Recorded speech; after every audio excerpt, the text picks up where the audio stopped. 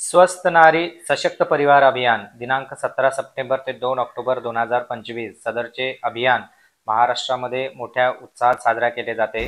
असेच आरोग्य शिबिर प्राथमिक आरोग्य केंद्र अबलोली तालुका गुहागर जिल्हा रत्नागिरी उपकेंद्र सुरळ येथे मोठे उत्साहात साजरे करण्यात आले।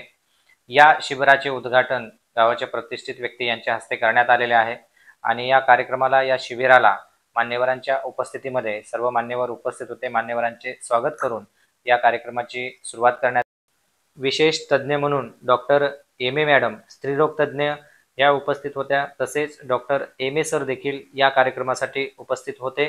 सोबतच प्राथमिक आरोग्य केंद्र आबलोली येथील वैद्यकीय अधिकारी डॉक्टर ऋतुजा गंगावणे मॅडम तसेच प्राथमिक आरोग्य केंद्र आबलोली येथील स्टाफ देखील उपस्थित होता। ग्रामस्थांच्या उपस्थितीमध्ये या कार्यक्रमाची सुरुवात करण्यात आली। उपस्थितांना या मोहिमेबद्दल संपूर्ण प्रथम माहिती देण्यात आलेली आहे। या ग्रामपंचायतीचे ग्रामसेवक देखील या कार्यक्रमासाठी आवर्जून उपस्थित होते। गावातील प्रतिष्ठित व्यक्ती यांच्या हस्ते या कार्यक्रमाचं उद्घाटन करून कार्यक्रमाची प्रस्तावना करून एकंदरीतच ही जी मोहीम आहे ही मोहीम कशासाठी आहे, या मोहिमेचा उद्देश काय आणि आजच्या या शिबिरामध्ये काय काय तपासणी केल्या जाणार आहेत, कुठले कुठले मार्गदर्शन केले जाणार आहे या संबंधीची माहिती देऊन तपासणीकरिता सुरुवात करण्यात आलेली आहे। प्रथम रुग्णांची नोंदणी करणे आवश्यक आहे म्हणून नोंदणी विभाग तयार करण्यात आला होता।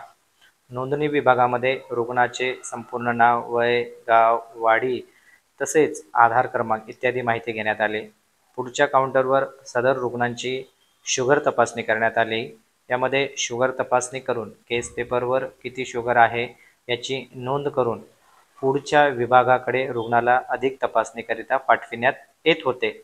पुढची तपासणी विभाग आहे रक्तदाब तपासणी। या ठिकाणी रुग्णांचा रक्तदाब तपासला जात होता। रक्तदाब तपासल्यानंतर रक्तदाबाची नोंद केस पेपरवर केल्यानंतर रुग्णाला पुढील तपासणीकरिता वैद्यकीय अधिकारी यांच्याकडे संदर्भित केल्या जात होते। अशा पद्धतीचे काउंटर या ठिकाणी तयार करण्यात आले होते। तज्ञ वैद्यकीय अधिकारी यांच्याकडून रुग्णांची लक्षणानुसार व आजारानुसार रीतसर तपासणी करण्यात येत होती। तसेच रुग्णांना औषधे लिहून दिलेली औषध वितरण विभागाकडून वितरित केल्या जात होते।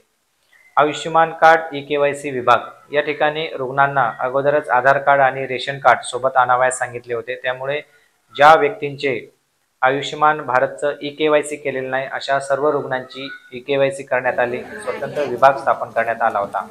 यानंतर रुग्णांची रक्त तपासणी व हिमोग्लोबिन तपासणीकरिता एक विभाग तयार करण्यात आला। इथे रुग्णांचे ब्लड सॅम्पल घेऊन HB तपासणी व CBC तपासणी करण्यासाठी रुग्णांचे सॅम्पल घेण्यात आले।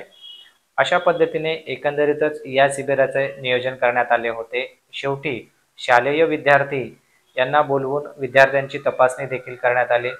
तपासणी अंती विद्यार्थ्यांना मार्गदर्शन करून औषध देखील वितरण करण्यात आले।